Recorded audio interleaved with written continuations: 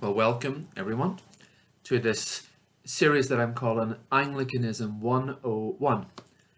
Now, I'm not sure how you found your way here. Perhaps you were following the Tea and Theology series, and we ran a series, as you know, over a series of weeks where we poured ourselves a cup of tea. I'm going to continue that tradition, and we explored some of the big sort of theological questions of faith and self-understanding and understanding of God. I know lots of people followed it and enjoyed it. It got a little hard and heavy at times, but you may be here. You may be here because you were on that journey, and this is part of a continuation of it for you. Maybe you found this for the first time, and if you did, that's great, because we are going to start a whole new series, which is Anglicanism 101. And I suppose what I want us to do is to, over a series of, I don't know, 8, 9, 10, we'll see how it goes. Over a series of weeks, we're going to look at some of the big questions and issues around what it means when we call ourselves Anglican. Or more specifically, I suppose, when we call ourselves the Church of Ireland, because that's what I am. I'm a Church of Ireland rector. Many of you who are following this will be Church of Ireland people. I know a few people who are not Church of Ireland but are Episcopal in the broader sense. It all applies. So sit tight, and I'll try and make these little sessions shorter than some of the Tea and Theology sessions were, because they got a little long and a little heavy at times. So I'm going to try and keep these to around 20-25 minutes. All right, so here's the question as we begin a series on Anglicanism 101. The question is, why on earth would anyone want to do a course on Anglicanism 101? And I think actually that's a fair question. And I'm mindful as I start that Jesus, at the end of Matthew's Gospel, Jesus did not tell us to go and make Anglicans of all nations, baptizing them using the rubrics of the Book of Common Prayer. But Jesus commanded us to go and make disciples of all nations. And we clergy and people of faith, we are not asked to be PR agents for a denomination. And my primary interest should be in the advancement of the kingdom of God. And we start with the understanding, which is to state the very obvious, but is worth stating, that God is not an Anglican any more than God is a Roman Catholic or a Presbyterian or whatever. God is God. So my primary purpose is not to maintain a tradition, but my primary purpose as a clergy person has to be in seeking to make disciples and to draw people closer to God. So that being said, why would we put the energy into a course like Anglicanism 101? Well, here's why. We express our faith within the context of a tradition. Our faith is always embodied or captured in something, and we express it in the Church of Ireland within what we call Anglicanism. And it's important that we understand that tradition, because I think there's a lot of misunderstanding out there. In a church like Kilternan Parish, which is a growing parish, I tend to experience two groups. One group are those people who in recent years have gravitated towards the Church of Ireland or towards Anglicanism. And they've often come from two places. A lot of people have come from the Roman Catholic tradition, and for whatever reasons, they have found themselves gravitating towards Anglicanism, and there's a blend of the familiar and the unfamiliar. But there's also a group that have gravitated towards the Church of Ireland from the more evangelical tradition. Perhaps people who left mainstream churches a couple of generations ago and have gradually made their way back to the Church of Ireland. And within those two demographics, I constantly get asked the same question: what do Anglicans actually believe. Because I think people sometimes like the feel of the church, they like the approach of the church, um, they like the ethos. We like using words in the Church of Ireland like ethos. But when it comes to the questions of what do we actually believe, what does it mean to be Anglican, there's often a deficit of understanding or a deficiency of understanding. So that's one group. The other group that I find a lot is the group that I call cradle Anglicans. And they're people who grew up Church of Ireland, Church of Ireland schools. Anglicanism is very much culturally embedded in their identity. You'll hear people talk about Anglicanism is all about T.S. Eliot and Sherry or Pym's, the Barchester novels and other such things like that. And again, Anglicanism becomes much more a feeling, much more kind of a cultural thing amongst that group.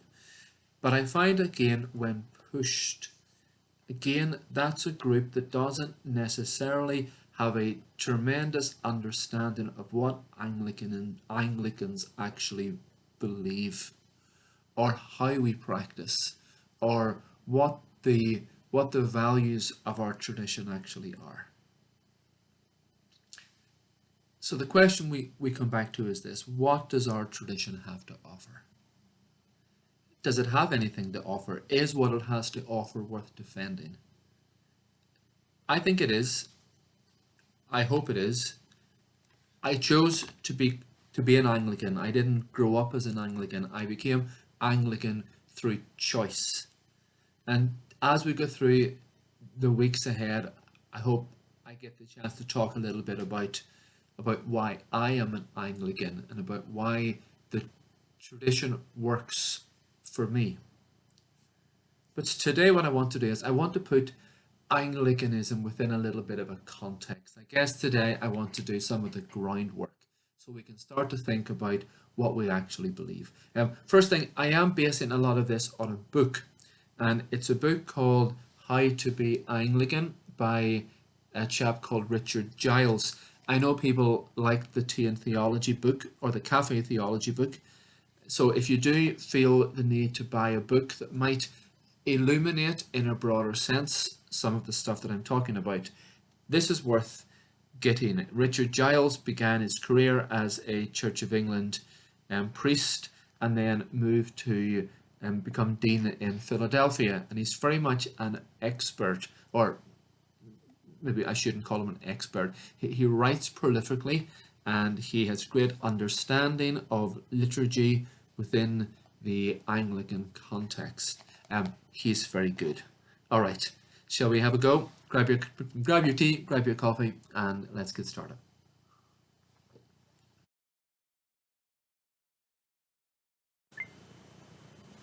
So let's start by thinking about what's in a name. So we are the Church of Ireland. In the Republic of Ireland, there are about 126,000 people who refer to themselves as being Church of Ireland. In the north of Ireland, it's much larger than that. There are about 260,000 people who claim to be Church of Ireland in the north of Ireland. So, why do we call ourselves Church of Ireland?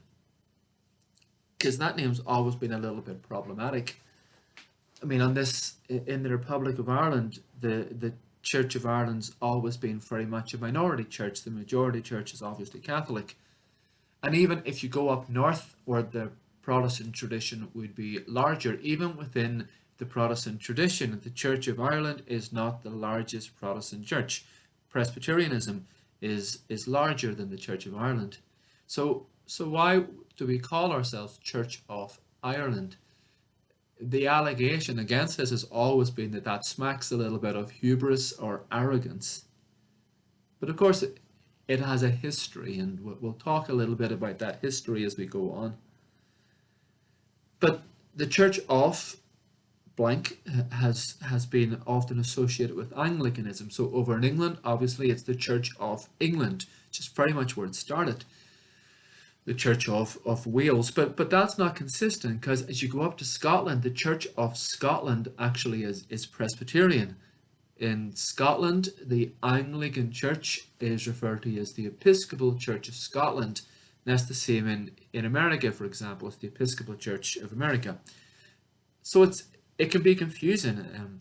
So one of the common descriptors that we use to describe ourselves is this word Anglicanism. So Anglicanism is the tradition, and within it rests churches, the Church of Ireland, the Church of England, that have a common understanding of themselves as being Anglican. And we'll talk a little bit about some of those things that hold us together as Anglican.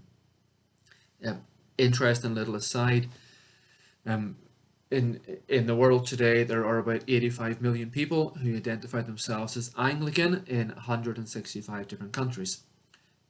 The majority of them at the moment are 55% of them are in sub-Saharan Africa, which is interesting because that talks of a shift in many ways that is happening within Anglicanism as we listen to what it means for us to be a global church. So let's think about this term Anglican. Now, again, the term Anglican itself has been problematic, and in different countries has its own baggage. It's derived from the Latin Anglicanus, which means English. It's a term that predates the Reformation, predates Henry VIII. It's a word that has medieval usage. We see it used in Ireland as early as the 12th century, but it's not until the 18th and 19th century that it begins to take on what we might call religious or theological purposes. The Dublin-based political philosopher Edmund Burke around this time refers to there being on this island of Ireland Catholics, Anglicans, and Calvinists. So Calvinists we might think as the sort of Presbyterian tradition in Ireland, but there was obviously the presence of Anglicanism in this island. And the term Anglican communion, which is quite an important term, became common usage, or became used first after the Lambeth Conference in 1867. Now, of course, its Englishness has been problematic, and that makes no statement about the English, but quite simply it speaks to its origin. So Anglicanism sprung from the Church of England, originally in areas colonized by the British. And whilst Anglicanism has been a global blessing, and Anglicanism has evolved obviously over hundreds of years, there's lots of echoes of colonialism in its origin. There's lots of literature that seems to suggest that God was an Englishman. If you go to certain churches in Africa, you will see Africans wearing English type clerical robes rather than indigenous vestments, which would have been much more appropriate. But in recent years, there's been efforts made to address that. Anglicanism today is celebrated very much as a diverse communion. We celebrate that which we have in common, and we have much, but we also celebrate our diversities. For example, one of the things that we did in Kilternan when we were able to meet is that we would frequently use communion services from churches across the Anglican communion, which were there to remind us that we have much in common, but also to celebrate our difference and to celebrate our diversity. We're very much a work in progress as a church, even hundreds and hundreds of years after our formation. So let's think about where it all began.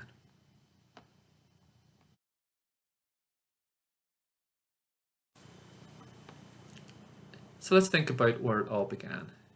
very tempting for people to say, and I hear this every so often, that Anglicanism really began when an English king simply wanted to divorce his wife and hook up with his mistress.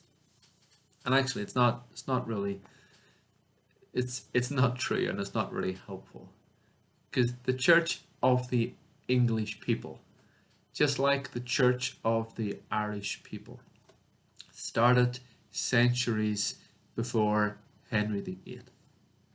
Just like it also started centuries before it was taken under the jurisdiction of Rome. When missionaries landed on these islands and told us the story of Jesus and the mystery of the Trinity, that's when the Church of the Irish, that's when the Church of the English actually began. We don't believe, Anglicans don't believe, that we started in the mid 16th century. That might be when our sort of legal structures began. That's when there was a very particular convergence of history and ideas. But Anglicans believe that we go right back to the early church. It's not like there was the Catholic Church, which was the one that went from the early church, and then Anglicans suddenly shot off in a different direction. We believe that we go right back to the early church. But let's pause and think about what was happening around the 16th century that actually made that time so unique, and so markable. So this is a time when there was a great, I suppose, the convergence of great things. One, of great political upheaval, of huge advances in technology, and thirdly, the advancement of new ideas and new philosophies. So politically, kings were slugging it out against other kings, and in some ways that's nothing new. But in the sphere of ideas, there was a new and radical theology and philosophy that was emerging, particularly coming out of Germany. And the structures of church authority were being questioned in ways that were unprecedented, and the church that was centered on Rome was beginning to fray. And this revolution in the world of ideas became known as the Reformation. But we shouldn't understand also or we shouldn't underestimate the impact of the printing press. Because all of a sudden, what was happening at this time as well was not only were ideas alive within the academic institutes, but ideas could be printed and freely shared between borders. So, mid 16th century, there was a sense of, I suppose, an unstoppable wheel, unstoppable ball that was rolling. Over in England, Henry VIII was the king.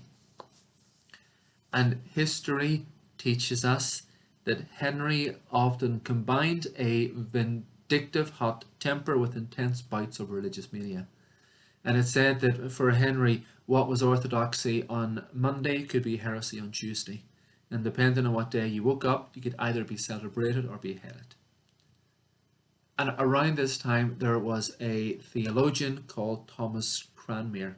Now, Cranmere was both an academic and very much a career diplomat. And he found a way, at least for a time, to negotiate the swings of Henry. But equally, Henry felt that Cranmere had the nous to mastermind a complete break with Rome. And history tells us they both set to work. Now, Cranmere is often assumed to be a very moderate character. But that's actually not necessarily true. Cranmere dissolved the monasteries. Cranmere pronounced the Pope as an antichrist. Cranmere destroyed most of the shrines to the saints. And actually, Cranmere's first edition of the Book of Common Prayer, which is not the version that we are familiar with, but his first version was notoriously radical, conservative, and reformed. When Henry's daughter Mary ascended to the throne, the pendulum swung back from the sort of reform movement that Henry and Cranmere had instituted, and Cranmere himself was beheaded. And it really wasn't until the reign of Elizabeth I that some sort of balance in the Church of England began to be found. This balance between conservation and change. And actually, it's that attempted balance that has often been the characteristic of Anglicanism ever since. Let's talk a bit about that.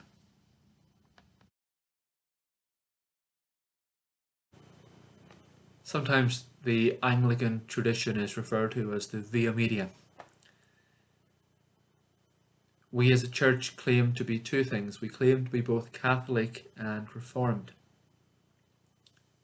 I used to always try to explain that by saying we are Catholic with a small c and Reformed with a small r, but I've realized that actually that's not true. We are not. We don't have to have a small c or a small r. We are Catholic and Reformed. We are Catholic in that we believe in continuity. We have a tradition of the sacramental life, the Eucharist and baptism. The historic sacraments of baptism and Eucharist are central to our own self-understanding.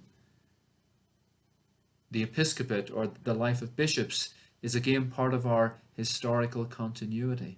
But we are Reformed.